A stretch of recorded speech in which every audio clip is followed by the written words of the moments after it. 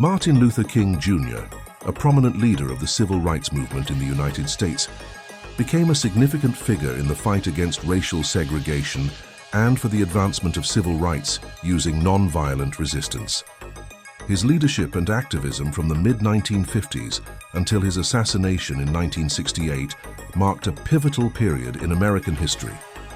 J. Edgar Hoover, the first director of the Federal Bureau of Investigation, FBI, developed an obsession with Martin Luther King Jr., largely fueled by the era's tense political climate and Hoover's own prejudices.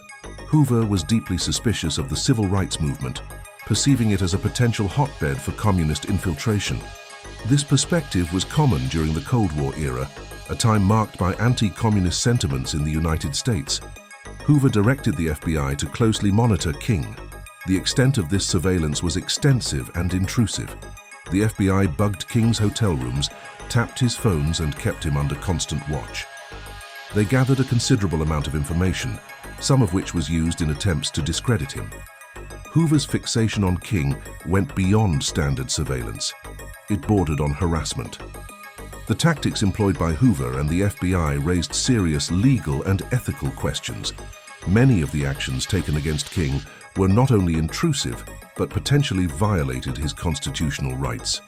The surveillance was conducted without proper judicial oversight, and the methods used were often covert and possibly illegal. This campaign against King was part of the FBI's broader COINTELPRO program, which aimed to surveil, infiltrate, and disrupt domestic political organizations deemed subversive. The revelations about the extent of the FBI's actions against Martin Luther King Jr. and others led to public outcry and significant reforms in how U.S. intelligence and law enforcement agencies operated.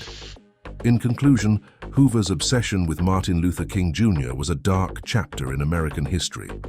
It reflected the extent to which governmental power could be misused against citizens, and it underscored the need for checks and balances in law enforcement and intelligence activities.